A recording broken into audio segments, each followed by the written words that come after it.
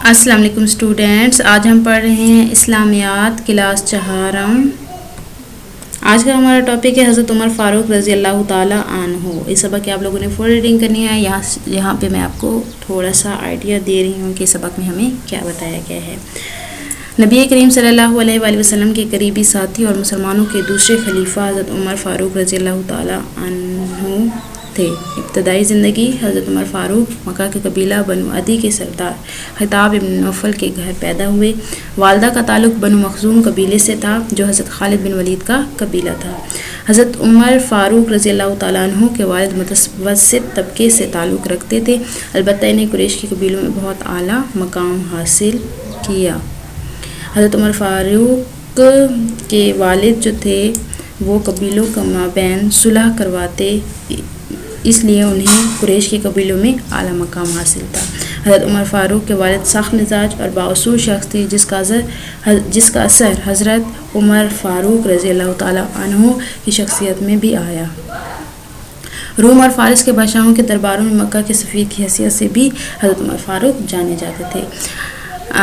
حضرت عمر فاروق نے حضرت محمد صلی اللہ علیہ وآلہ وسلم کی مخالفت کی۔ جب حضرت محمد صلی اللہ علیہ وآلہ وسلم نے اسلام کی تبلیغ کا کام شروع کیا تو حضرت محمد صلی اللہ علیہ وآلہ وسلم نے دعا کی کہ اے میرے پروردگار، عمر ابن خطاب اور عمر بن ہشام یعنی ابو جہل میں سے جو تجھے محبوب ہو اس سے اسلام کو قوت و عزت عطا فرما۔ تو نبی کریم صلی اللہ علیہ وآلہ وسلم کی یہ دعا حضرت عمر فاروق رضی اللہ تعالیٰ عنہ کے حق میں قبول ہوئی، اور جب ان کی عمر 27 سال کی ہوئی تو انہوں نے اسلام قبول کیا۔ حضرت عمر فاروق کے اسلام قبول کرنے کا واقعہ یہ ہے کہ وہ اسلام کی وجہ سے قریش کے قبیلے بٹ گئے۔ اس کی ذمہ داری حضرت محمد صلی اللہ علیہ وآلہ وسلم پر ہے۔ اس وجہ سے انہیں حضرت محمد صلی اللہ علیہ وآلہ وسلم پر بہت غصہ تھا۔ ایک دن غصے میں وہ تلوار ہاتھ میں لے کر گھر سے نکلے کہ معاذ اللہ حضور صلی اللہ علیہ وسلم کی زندگی کا خاتمہ کر دیں گے، لیکن قدرت کو کچھ اور ہی منظور تھا۔ راستے میں انہیں حضرت نعیم بن عبداللہ ملے۔ انہوں نے پوچھا کہ اس طرح کہاں جا رہے ہو، جس پر حضرت عمر فاروق نے اپنا ارادہ بتایا۔ حضرت نعیم نے کہا کہ ایسا کر کے بنو ہاشم اور بنو زہرہ سے کیسے بچو گے؟ یہ بات سن کر حضرت عمر فاروق نے کہا معلوم ہوتا ہے کہ تم آپ بھی دین سے پھر گئے ہیں، لاؤ پہلے تمہارا ہی کام تمام کر دو۔ حضرت نعیم نے کہا مجھے اور محمد کو تو بعد میں قتل کرنا، پہلے اپنے گھر کی خبر لو، تمہاری بہن اور بہنوئی بھی مسلمان ہو چکے ہیں۔ حضرت عمر فاروق جب گھر میں داخل ہوئے تو انہوں نے اپنی بہن اور بہنوئی سے کہا کہ میں سن چکا ہوں کہ تم دونوں بے دین ہو چکے ہو، اس لیے غصے میں انہوں نے بہنوئی کو مارنا شروع کر دیا۔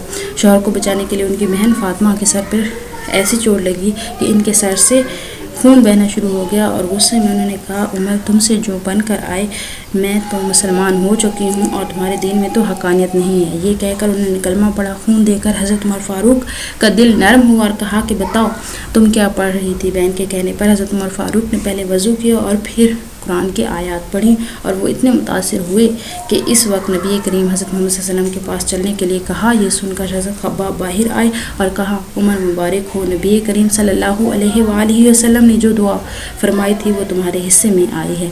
پھر حضرت عمر ہاتھ میں تلوار لیے ہوئے ہی پہلے اسلامی مرکز دارالارقم میں پہنچے اور حضور صلی اللہ علیہ وآلہ وسلم کے سامنے جا کر اسلام قبول کر لیا۔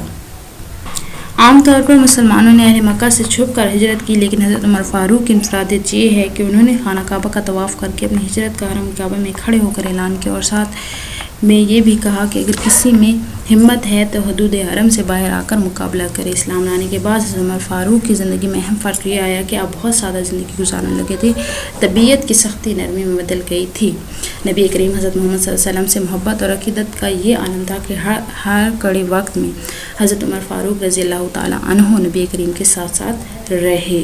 حضرت ابوبکر صدیق کے وصال کے بعد جب حضرت عمر فاروق نے خلافت کی ذمہ داریاں سنبھالی تو اس وقت کوئی باقاعدہ نظام حکومت نہیں تھا۔ حضرت عمر فاروق نے اسلامی ریاست کے زیر انتظام علاقوں کو 8 صوبوں میں تقسیم کیا۔ آپ نے ہر صوبے کا انتظام چلانے کے لیے حاکم اعلیٰ، army chief, police chief secretary, افسر بیت المال اور قاضی جیسے اعلیٰ عہدیداروں کا تقرر کیا۔ حضرت عمر فاروق رضی اللہ تعالیٰ عنہ کا دور خلافت فتوحات اور اصلاحات کا دور تھا۔ اس دور میں اسلامی حکومت کی وسعت ہوئی اور شام، فلسطین اور مصر کے علاوہ عراق، فارس، خراسان اور آذربائیجان بھی اسلامی ریاست کا حصہ بن گئے۔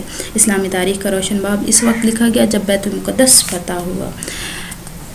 اسلام دشمن لوگ حضرت عمر فاروق کو اپنی ناکامیوں کی وجہ سے مایوس ہو کر انہیں شہید کرنا چاہتے تھے۔ حضرت عمر فاروق پر 27 ذی الحجہ 23 ہجری کی صبح مسجد نبوی میں فجر کی نماز پڑھاتے ہوئے ایک مجوسی غلام ابو لولو فروز نے 2 دھاری خنجر سے حملہ کیا اور فرار ہو گیا۔ حضرت عمر فاروق زخموں سے جاں بر نہ ہو سکے اور ان کا انتقال 1 محرم 24 ہجری کو ہوا اور اسی روز آپ کی تدفین نبی کریم صلی اللہ علیہ وآلہ وسلم اور حضرت ابوبکر صدیق رضی اللہ تعالیٰ عنہ کے پہلو میں کی گئی۔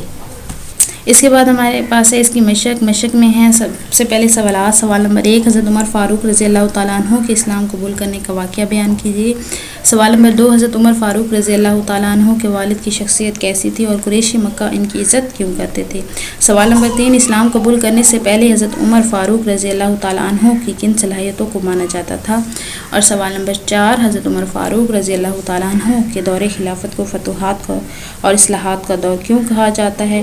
اور سوال نمبر 5، حضرت عمر فاروق رضی اللہ تعالیٰ عنہ کی شہادت کب اور کیسے ہوئی؟ ان کوسچنز کے آنسر آپ کو ریڈنگ میں سے ملیں گے، آپ نے ریڈنگ کر کے ان کے آنسرز رائٹ کرنے ہیں۔ نیکسٹ کوسچن ہمارے پاس جملے مکمل کریں۔ یہاں پہ ہمیں جو ہیں اسٹیٹمنٹس دی گئی ہیں تو آپ نے فل ان دی بلینکس ہیں تو آپ نے ان کے جملے جو ہیں وہ مکمل کرنے ہیں پڑھ کے۔ نیکسٹ کوسچن ہے درج ذیل جملوں میں سے غلط پر کراس اور درست پر ٹک کا نشان لگائیں۔ تو یہاں پہ جو آپ اسٹیٹمنٹس پڑھ کے جو اسٹیٹمنٹ رائٹ ہوگی اس پہ ٹک کریں گے اور جو اسٹیٹمنٹ رانگ ہوگی اس پہ آپ لوگ کراس کریں گے۔ نیکسٹ کوسچن نمبر 4، حضرت عمر فاروق ایک بہترین خلیفہ مانے جاتے تھے، کوئی 4 وجوہات لکھیے۔ اور اس کے بعد ہے حضرت عمر فاروق کی صاحبزادی کون تھی؟ اور نیکسٹ ہے حضرت عمر فاروق کی اصلاحات میں سے کوئی سے 4 لکھی۔ ان سب کے آنسرز آپ نے ریڈنگ میں سے رائٹ کرنے ہیں۔ Thank you.